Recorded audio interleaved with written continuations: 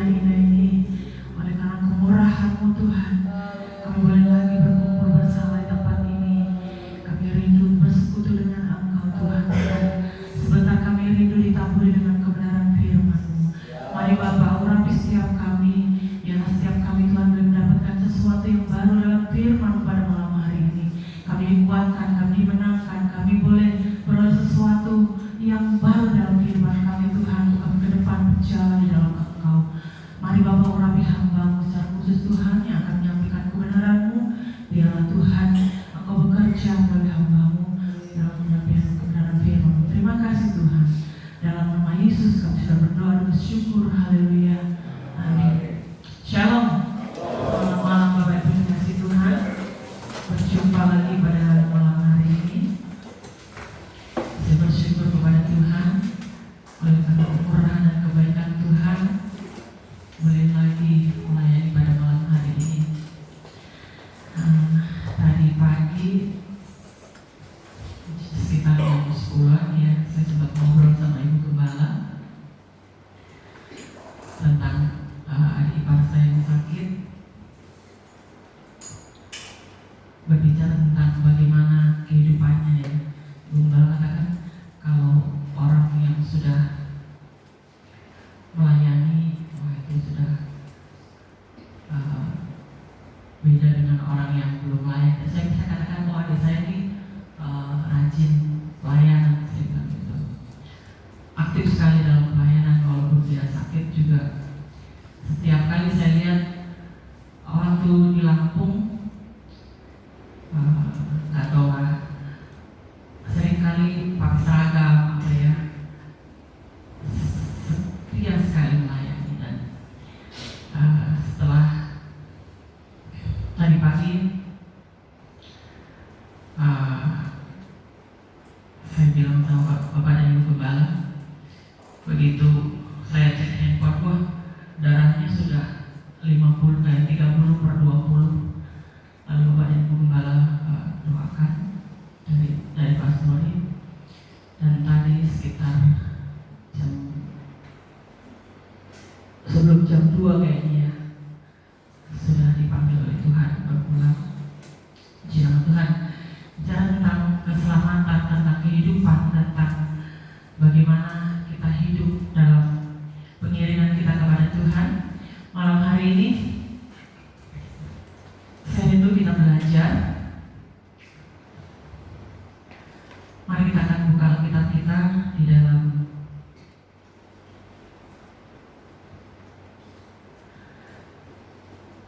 kitab surat Filipi pasalnya yang kedua, ayatnya yang ke-12.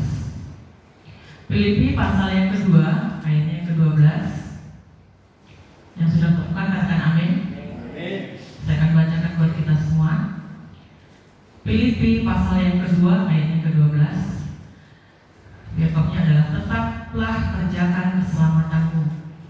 Hai saudara-saudaraku yang kekasih, kamu senantiasa taat, karena itu tetaplah kerjakan keselamatanmu dengan takut dan gentar, bukan saja waktu aku masih hadir, tetapi terlebih pula sekarang waktu aku tidak hadir. Puji nama Tuhan. Ini adalah surat yang dikirim oleh Rasul Paulus kepada jemaat yang ada di Filipi. Kita tahu kalau kita membaca di dalam kitab surat Filipi ini, jemaat di Filipi adalah jemaat yang sepertinya terlihat baik-baik saja ya. Mungkin tidak banyak masalah seperti jemaat-jemaat yang lain. Sepertinya kehidupan mereka terlihat lempeng-lempeng aja ya. Nah, Rasul Paulus mengirimkan suratnya dan menekankan kepada mereka agar mereka tetap senantiasa mengerjakan keselamatan dengan takut dan gentar. Bapak Ibu Saudara dikasih Tuhan, apa itu mengerjakan keselamatan? Rasul Paulus katakan, kerjakanlah keselamatanmu dengan takut dan gentar. Kerjakan itu merupakan satu kata perintah ya, ajakan juga, suruhan ya, supaya mengerjakan keselamatan. Mengerjakan keselamatan itu bukan berarti kita harus melakukan sesuatu, misalnya melakukan kebaikan untuk mendapatkan keselamatan. Untuk kita melakukan sesuatu, berbuat baik atau apa, untuk meraih hadiah yaitu keselamatan, bukan. Tetapi kita tahu bersama bahwa keselamatan itu kita sudah miliki bersama, amin. Keselamatan itu adalah kasih karunia Tuhan, bukan hasil usaha kita, tetapi pemberian Allah secara cuma-cuma. Jadi lalu kita berpikir, lalu apa itu yang dikatakan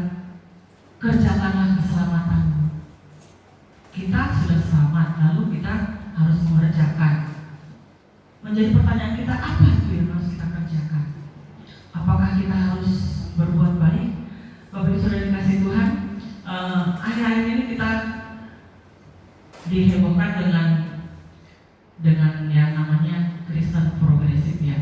Saya nggak akan bahas Kristen progresif, tapi mendengar kata progresif itu dulu yang saya ingat waktu saya masih kerja di pajak ya, di SMK dulu juga ada bahwa ada pajak progresif, dan itu juga membuat agak ricu ya. Kadang beberapa orang kalau kena pajak progresif itu nggak membayar, mereka nggak membayar, kadang dibebankan ke kita sebagai biro jasa, walaupun memang cuma kecil, cuma sekian persen dari pajak itu, tapi sempat bikin ruwet gitu ya, bikin masalah, walaupun kecil itu membuat sesuatu lah gitu. Nah, tapi pada malam hari ini, apakah yang sebenarnya yang dimaksud dengan kerjakan keselamatan itu?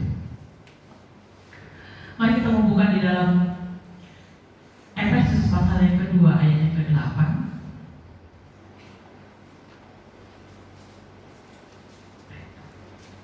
Efesus pasal yang kedua ayat yang ke-8. Saya akan bacakan demikian bunyi firman Tuhan. Sebab karena kasih karunia kamu diselamatkan oleh iman, itu bukan hasil usahamu, tetapi pemberian Allah. Mengapa kita harus mengerjakan keselamatan kita? Yang pertama adalah karena keselamatan itu adalah pemberian Allah. Mungkin kita berpikir lebih ruwet lagi, lebih nggak ngerti lagi ya. Kita harus mengerjakan keselamatan karena keselamatan. Jadi keselamatan itu sudah diberikan, sudah menjadi milik kita. Tetapi kita tidak serta-merta lalu berdiam diri, berpangku tangan, tidak melakukan apa-apa. Tetap kita harus mengiring Tuhan, tetap dalam porsi kita sebagai orang percaya, kita harus tetap berada di jalurnya Tuhan. Kita harus, jangan dikatakan dengan takut dan gentar, kita harus menghormati Tuhan karena Dia sudah memberikan keselamatan. Keselamatan itu luar biasa loh. Dia memberikan keselamatan kepada kita itu bukan dengan harta atau apa, tapi dengan darah. Kita sudah dibayar dengan darah yang mahal. Kita sudah dibayar dengan lunas. Lalu tugas kita saat ini adalah tetap berada di dalam jalurnya, alur yang Tuhan sudah berikan ini. Ini loh, ini yang harus kamu kerjakan di sini. Ini jalur kamu. Jangan sampai kamu keluar dari jalur ini. Kita harus tetap tidak boleh berhenti berjalan. Kita tidak boleh berhenti mengerjakannya. Harus tetap ikut prosesnya Tuhan, apapun itu. Kita tidak boleh berhenti, saya mau keluar, turun dari rel ini. Gak bisa. Kita gak bisa berhenti, karena kalau berhenti kita tidak mengerjakan, lalu apa yang akan terjadi? Lalu apa yang menjadi ungkapan syukur kita kepada Tuhan? Kita sudah ditebus dengan darah yang mahal. Mari kita lihat di dalam Roma pasal yang ketiga ayat yang ke-24.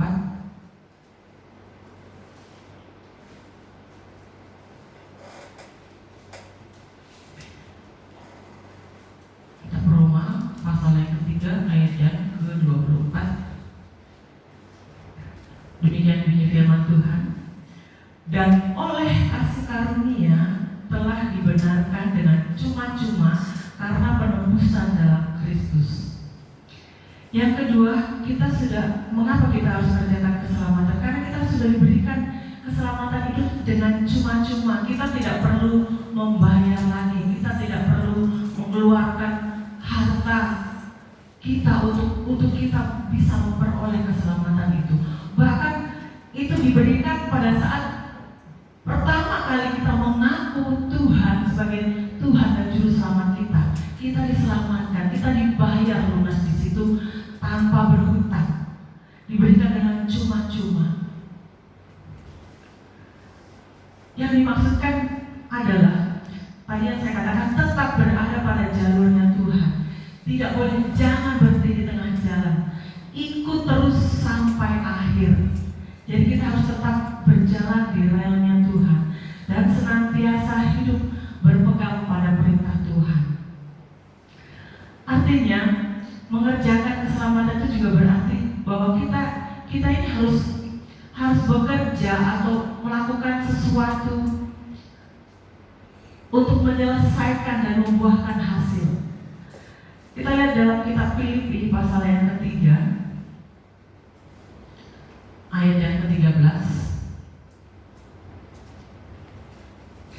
Filipi pasal yang ketiga, ayat yang ke-13. Demikian bunyi firman Tuhan. Saudara-saudaraku, aku sendiri tidak menganggap bahwa aku telah menangkapnya, tetapi ini yang melakukan. Aku melupakan apa yang telah di belakangku dan mengarahkan diri kepada apa yang di hadapanku dan berlari-lari kepada tujuan untuk memperoleh hadiah, yaitu panggilan sorgawi dari Allah dalam Kristus Yesus. Paulus sendiri memberikan contoh kepada kita semua bahwa mengerjakan keselamatan itu adalah melakukan terus berjalan maju, terus memperbaiki diri. Mungkin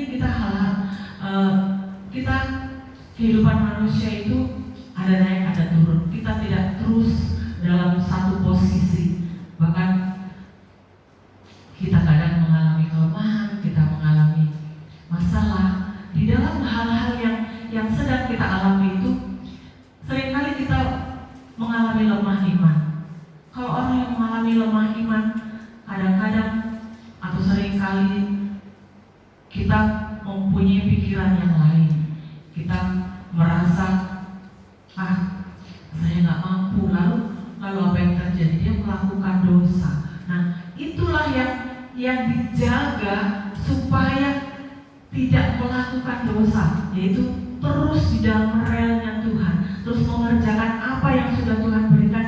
Ini jalan ini yang harus kamu tempuh, jalan ini yang harus kamu lalui. Jangan sampai melenceng, jangan sampai berhenti. Ikut terus mengerjakan keselamatan. Tujuannya apa? Orang katakan, aku terus berlari melakukan ini sampai mencapai tujuan. Apa tujuannya? Tujuan kita sebagai orang-orang percaya kepada Tuhan, tujuan mengerjakan keselamatan adalah yang pertama, menjadi serupa dengan Kristus. Yang kita kejar itu adalah keserupaan dengan Kristus. Hal-hal yang ada di dunia ini mungkin menunjang kita untuk hidup, tetapi Yesus sendiri katakan bahwa Dia lebih menginginkan hidup kita daripada yang lain. Dia sendiri menginginkan bagaimana kita ini, kehidupan kita ini terus diperbaharui, terus memiliki kerinduan, terus untuk berjalan maju menuju keserupaan dengan Dia. Memberi diri kepada Tuhan untuk hidup kudus, itu yang Tuhan rindukan dalam kehidupan kita. Kita melihat dalam 1 Korintus pasal yang ke-6.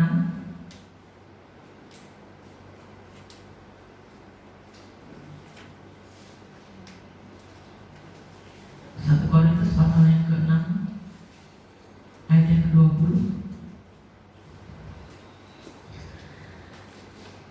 Sebab kamu telah dibeli dan harganya telah lunas dibayar, karena itu muliakanlah Allah dengan tubuhmu. Mengerjakan keselamatan salah satunya adalah memuliakan Tuhan dengan kehidupan kita. Memuliakan, apa itu memuliakan Tuhan dengan tubuhmu? Bagi Tuhan, kehidupan kita ini lebih penting. Itu sebabnya Tuhan mau bahwa kehidupan kita ini kita berikan kepada Dia. Seluruh kehidupan kita ini kita pakai untuk memuliakan Dia. Bukan berarti kita memberikan muliakan Tuhan dengan tubuh kita itu dengan apa? Mungkin kita berpikir dengan hal-hal yang lain, bukan. Tetapi memuliakan Tuhan, misalnya apa? Contohnya memuliakan Allah dengan tubuh kita itu dengan ya ini memberi kehidupan kita untuk datang beribadah kepada Tuhan, untuk memuliakan Tuhan, untuk memuji Tuhan. Itu yang disebut dengan memuliakan Tuhan dengan tubuh kita. Tuhan lebih menginginkan bagaimana hidup kita ini memiliki perubahan, memiliki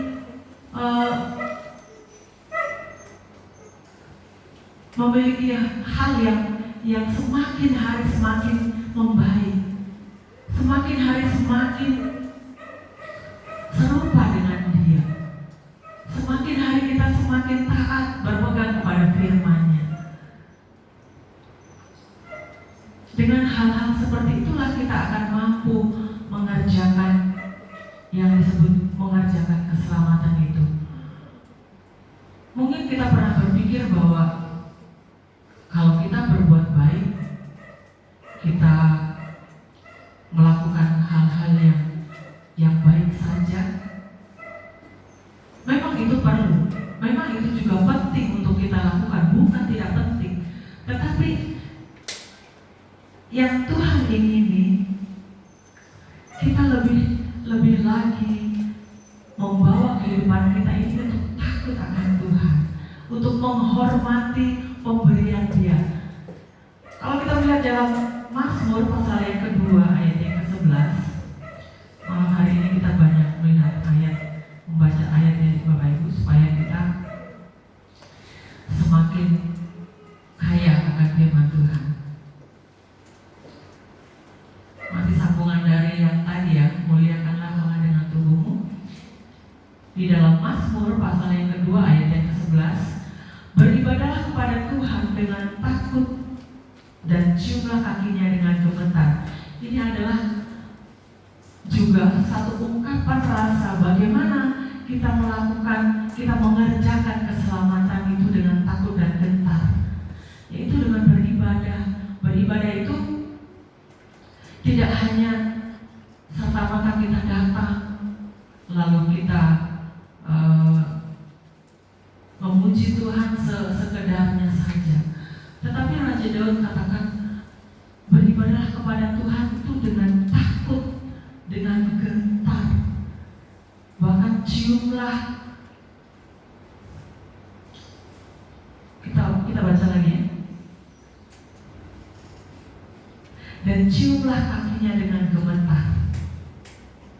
Itu salah satu bagian dari memberikan kehidupan kita ini untuk memuliakan Allah dengan beribadah, dengan takut dan gentar, dengan sujud. Kata lain dalam mencium kakinya itu adalah sujud menyembah kepada Tuhan. Tuhan lebih menginginkan kita untuk senantiasa memiliki kerinduan ya. Bahkan Rasul Paulus katakan berlomba bagaimana membuat kehidupan kita ini semakin berkenan kepada Dia, semakin mengerti akan kehendak Allah, semakin serupa dengan Allah. Itu adalah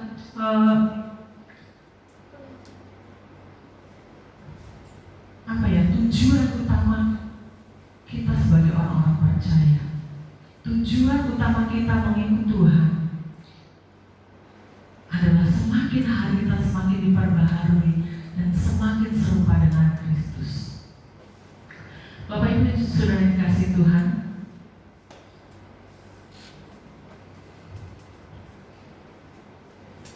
melakukan perbuatan baik itu memang baik. Melakukan hal-hal yang dikenal Tuhan itu memang baik. Dan salah satunya adalah ciri kita mengerjakan akan keselamatan itu. Banyak hal yang kita lakukan di dalam hidup ini, kita senantiasa berupaya aktif dalam ketaatan kepada Allah. adalah ciri kita mengerjakan keselamatan. Bukan berarti mengerjakan keselamatan itu melakukan sesuatu hal untuk menerima hadiah keselamatan. Saya katakan kembali ini bahwa kita orang-orang yang sudah percaya kepada Tuhan, kita sudah ditebus dengan lunas, kita sudah diberikan keselamatan itu dengan cuma-cuma. Itu pemberian, itu bukan usaha kita, itu adalah pemberian Allah. Dan tugas kita pada saat ini, tugas kita sebagai orang-orang percaya adalah taat kepada Tuhan, taat dan setia kepada Tuhan, mengikuti terus apa yang menjadi kehendaknya Tuhan. Bahkan bukan hanya mengikuti, tetapi melakukan. Kita harus menjadi pelaku-pelaku firman dalam kehidupan kita. Kita harus menjadi orang-orang yang bisa dibaca oleh dunia, dilihat oleh dunia dengan melakukan kebenaran firman Tuhan itu. Karena kita ini adalah terang-terang di dalam dunia ini. Kita melakukan kebenaran, kita melakukan kebenaran itu dalam kehidupan kita sehari-hari itu agar dilihat oleh dunia. Mengapa Tuhan katakan kerjakan itu, kerjakan? Ya agar kita ini mengerjakan, melakukan, tidak hanya berpangku tangan. Wah, saya udah selamat kok. Ngapain lagi saya susah-susah? Ngapain lagi saya melakukan ini dan itu? Bukan itu. Tetapi setiap kita diberikan tanggung jawab untuk bagaimana memegang. Itu pun sebagai ungkapan rasa syukur kita yang memegang bahwa kita sudah dipercayakan oleh Tuhan menerima keselamatan. Bagaimana tanggung jawab kita, bagaimana rasa syukur kita kepada Tuhan itu dengan kita melakukan kebenaran firman-Nya, dengan kita menjadi pelaku-pelaku kebenaran setiap saat dimanapun kita berada. Mungkin di rumah, di dalam keluarga, di dalam lingkungan, di tempat kita bekerja, di mana saja kita harus menjadi pelaku-pelaku firman agar dunia melihat bahwa kita ini orang-orang percaya. Dunia akan melihat perbedaannya. Manakah orang yang sudah percaya kepada Tuhan, yang memiliki keselamatan itu? Karena orang yang sudah ditebus oleh Tuhan, yang memiliki keselamatan itu, memiliki kecenderungan melakukan kebenarannya. Dan orang yang melakukan kebenaran firman Tuhan itu dapat dilihat, dapat dibaca oleh orang luar, oleh orang lain yang tidak mengenal Tuhan. Kita ini berbeda, amin Bapak Ibu. Di luar, di dalam dunia ini, di luar kita ini berbeda. Kita harus beda, bukan hanya berbeda, tapi kita memang harus tampil beda. Kita harus memiliki kasih, memiliki kesabaran, memiliki kelemah lembutan dalam kehidupan kita ini. Itulah yang membedakan manakah orang yang memiliki keselamatan, yang sudah ditebus oleh Tuhan, yang memiliki Yesus dalam hidupnya dengan yang tidak. Yaitu cirinya adalah kita memiliki kelemah lembutan, memiliki kesabaran yang lebih. Saya suka mengatakan tentang kesabaran ya. Bagaimana kita harus bersabar. Tetapi kesabaran itu adalah salah satu buah dari Roh Kudus ya. Orang yang sudah ditebus Tuhan memiliki Roh Kudus, dan Roh Kudus itu harusnya berbuah dalam kehidupan kita. Dan buahnya itu salah satunya adalah kesabaran. Sabar untuk apa? Sabar menjalani hidup, sabar menjalani proses, sabar menunggu, sabar dalam hal apapun. Sabar itu nomor satu. Coba kalau kita nggak sabar, ada banyak orang yang tidak memiliki kesabaran. Akhirnya apa? Karena tidak sabar itu, banyak orang mengambil jalan pintas. Jadi kesabaran itu penting, kesabaran itu perlu. Banyak orang yang tidak sabar. Biasanya yang sering kali kita bisa lihat mencolok ya, di mana orang yang tidak sabar di jalan raya. Kita bisa melihat banyak orang yang tidak memiliki kesabaran di jalan raya. Memang benar-benar kesabarannya diuji ya. Bahkan saya sendiri pun yang sudah belajar bersabar bertahun-tahun. Tetapi kalau di jalan raya, apa karena mungkin panas atau apa ya? Jadi kesabaran itu memang sangat diuji kalau di tengah jalan. Seringkali kelepasan juga ya, rasa ada amarah gitu, walaupun kita secara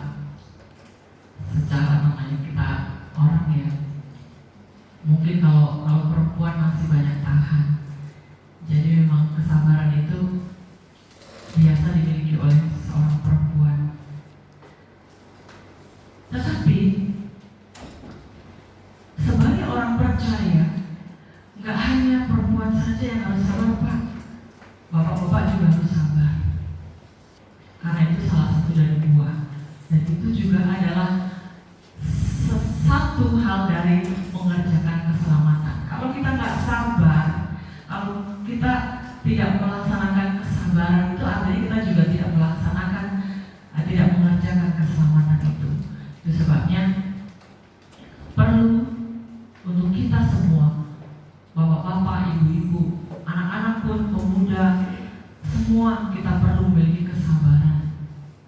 Kalau kita sudah merasa memiliki Roh Kudus, kita tanya dalam hati kita, sudahkah kita melakukan kesabaran? Sudahkah kita bersabar? Karena bersabar itu luas ya. Dalam berbagai aspek kita harus memiliki kesabaran. Biasanya anak-anak remaja itu suka kesabarannya kurang ya, kesabarannya labil. Nah, anak-anak muda juga perlu belajar. Engkau ada Roh Kudus dalam hidupmu, minta pimpinan Roh Kudus untuk belajar memiliki kesabaran. Karena itu juga salah satu hal mengerjakan keselamatan. Itu salah satu hal di dalam kita mengerjakan keselamatan dengan takut dan gentar. Puji nama Tuhan. Biarlah apa yang kita sudah pelajari pada malam hari ini, kita mau mengerjakan keselamatan itu dalam kehidupan kita. Apa itu mengerjakan keselamatan? Kita tetap berada dalam jalurnya Tuhan, tidak pernah berhenti, walaupun apapun yang kita hadapi, apapun yang ada di depan kita, jalur kita mungkin jalan terjal, masalah, persoalan, sakit, penyakit menghalangi langkah kita. Kita tidak boleh berhenti, kita harus tetap jalan terus. Jangan takut, keselamatan itu sudah di tangan kita, sudah kita miliki dalam kehidupan kita. Kita hanya tinggal mengerjakannya, karena kita pun mengerjakannya tidak sendiri. Ingat, ada Tuhan yang senantiasa membimbing kita, menuntun kita.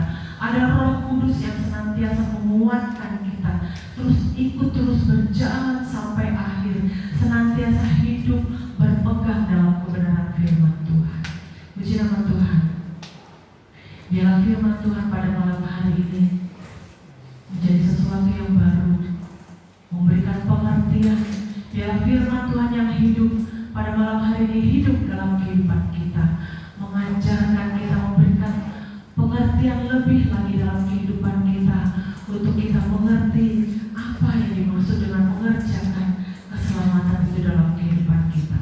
Terus berjalan di dalam relnya Tuhan, di dalam jalurnya Tuhan, di dalam kebenaran, sampai kita menjadi serupa dengan Kristus. Itulah tujuan utamanya, bahwa kita sebagai orang-orang yang percaya harus memiliki keserupaan dengan Kristus. Meskipun sulit jalannya, meskipun tidak mudah jalannya, tetapi kita harus tetap memiliki hati untuk mengarah ke sana, mengarahkan tujuan kehidupan kita ke sana, yaitu serupa dengan Kristus. Puji nama Tuhan. Saya menaikkan satu pujian kepada Tuhan.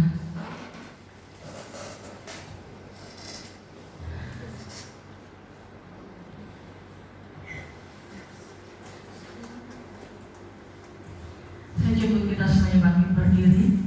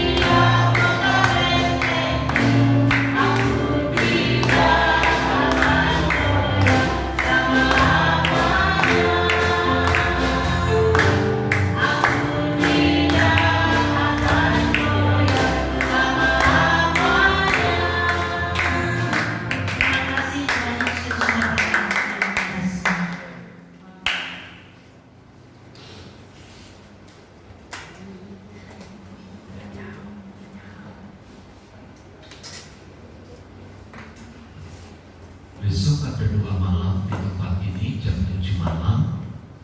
Kemudian hari Sabtu ibadah wanita, dilanjut dengan ibadah youth.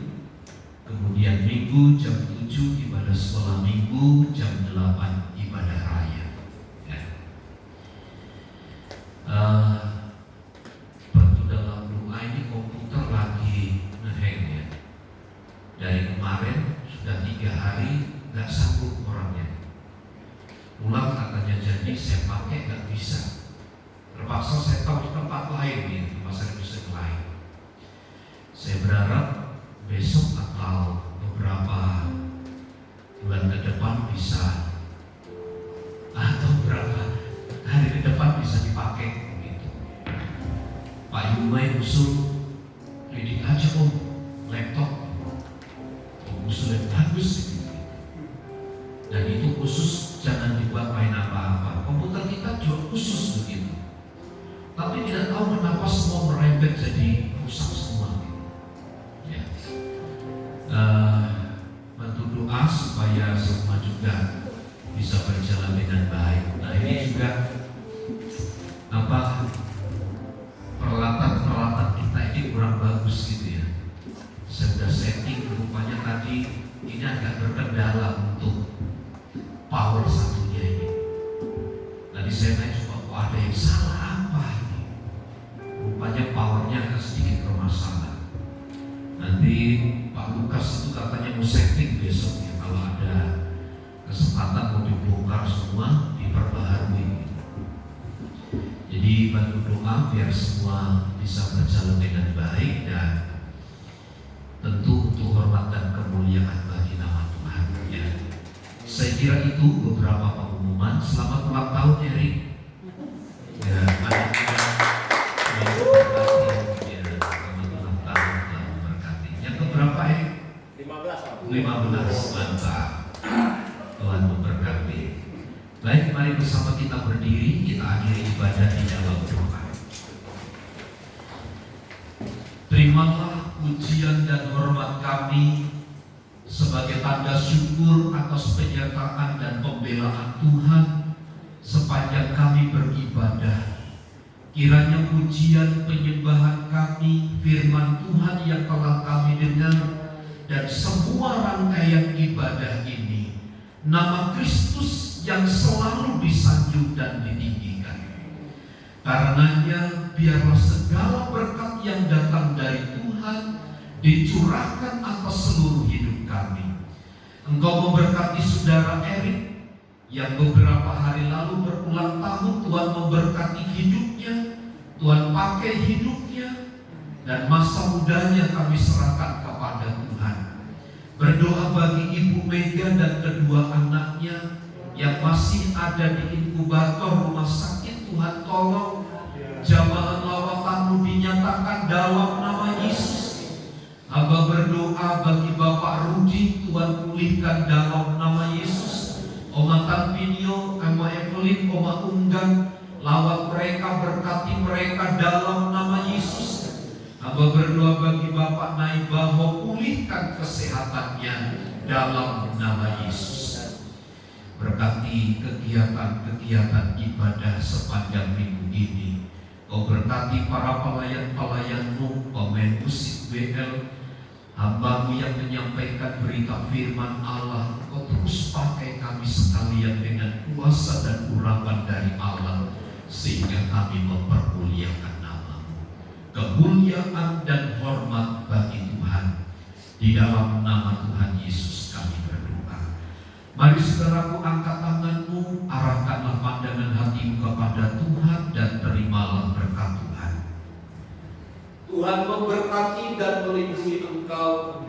Tuhan menyinari engkau dengan wajah-Nya dan memberi engkau kasih karunia. Tuhan menghadapkan wajah-Nya kepadamu dan memberi engkau damai sejahtera. Kiranya kasih karunia Tuhan Yesus Kristus dan kasih Allah serta persekutuan Roh Kudus menyertai kita sekalian saat ini dan sampai selama-lamanya. Kami terima segala berkat Tuhan di dalam nama Tuhan Yesus Kristus Kita semua yang percaya dan diberkati bersama katakan, Amin.